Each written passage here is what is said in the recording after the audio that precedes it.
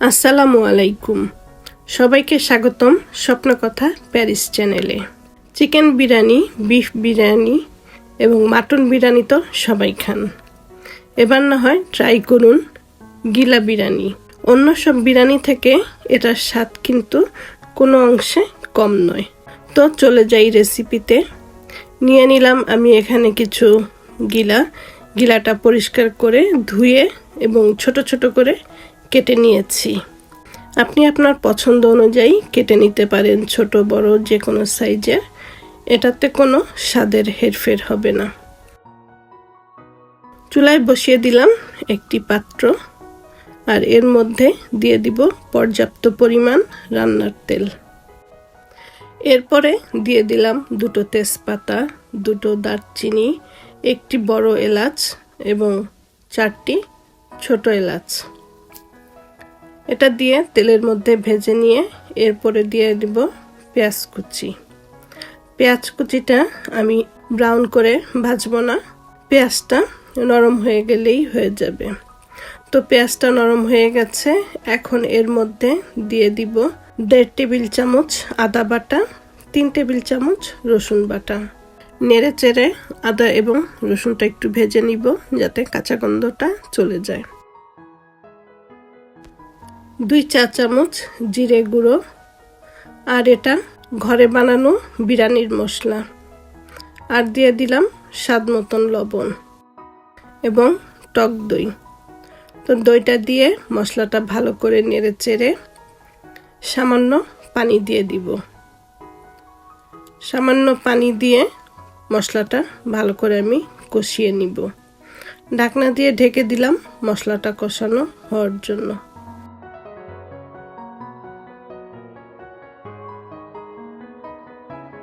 তো মশলাটা কষানো হয়ে গেছে, আর এর আগে কিন্তু আমি আরো 2-1 বার ঢাকনা খুলে নাড়া দিয়েছি। তো এখন দিয়ে দিব মুরগির গিলাটা দিয়ে নেড়ে চেড়ে মশলার সাথে ভালো করে মিশিয়ে ঢেকে আবার কষিয়ে নিব। গিলা আমরা কেনা পছন্দ করি, গিলা সবাই পছন্দ করি, আর সেটা যদি হয় গিলা বিরিয়ানি তাহলে তো বুঝতেই পারছেন কতটা মজার হবে। কিছুক্ষণ পর দেখতে পাচ্ছেন গিলা থেকে প্রচুর পানি বের হয়েছে, আর এই পানির মধ্যেই গিলাটা সিদ্ধ করব, এক্সট্রা কোনো আর পানি দিব না। দিয়ে দিলাম 4টে কাঁচামরিচ। গিলাটা কষানো হয়ে গেছে, তো এটা আমি এখন সাইডে রেখে দিচ্ছি। এবার অন্য একটি হাঁড়িতে দিয়ে দিব 3 টেবিল চামচ ঘি।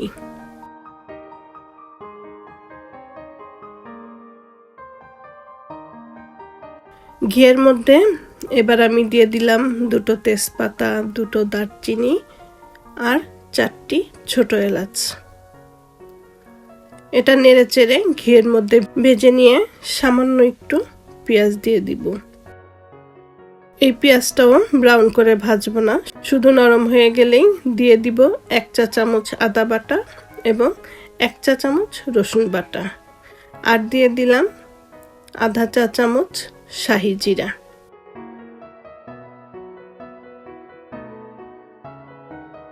কষিয়ে নিব, তবে কোনো পানি দিব না। আদা রসুনের যেই পানি আছে সেই পানিতেই এটা কষিয়ে নিব। আর দিয়ে দিলাম বাসমতি চাল। এখানে 4 গ্লাস চাল নিয়েছি, আর চালটা আমি আগে ধুয়ে পানিটা ঝেড়ে নিয়েছি। তো চালটা দিয়ে ঘিয়ের মধ্যে আমি চালটা ভেজে নিব। হালকাভাবে নেড়ে চেড়ে চালটা ভেজে নিতে হবে। তো চালটা ভাজা হয়ে গেছে। এখন আমি এর মধ্যে দিয়ে দিব রান্না করা গিলাটা। তো এখানে আমি একটু সবার কাছে দুঃখিত যে এই অংশটা আমি দেখাতে পারিনি। তো আশা করি সবাই বুঝে নেবেন। কষানো গিলাটা চালের মধ্যে দিয়ে আবার একটু আমি নেড়ে চেড়ে ভেজে নিব। ভাজা হয়ে গেলে দিয়ে দিব গরম পানি। 4 গ্লাস চালের জন্য আমি 5 গ্লাস পানি নিয়েছি। তো পানিটা দিয়ে নেড়ে চেড়ে সব একসাথে মিশিয়ে এরপরে আমি ঢাকনা দিয়ে ঢেকে দিব। আর চুলার হিটটা হাই হিটেই থাকবে।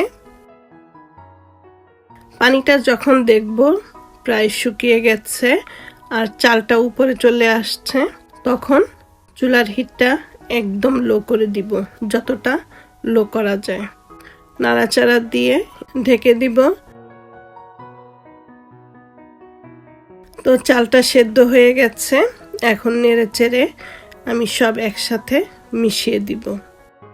তো এখন উপরে দিয়ে দিব গোলাপ জল আর কেওড়া জল, দুটো একসাথে মিশিয়ে দিয়ে দিলাম। এরপরে দিয়ে দিলাম 6-7টা কাঁচামরিচ আর দিয়ে দিব উপরে বেরেস্তা। বেরেস্তাটা দেওয়ার পরে এখন ঢাকনা দিয়ে ঢেকে 15 থেকে 20 মিনিট দমে রাখবো। তো এরপরেই হয়ে যাবে গিলা বিরিয়ানিটা।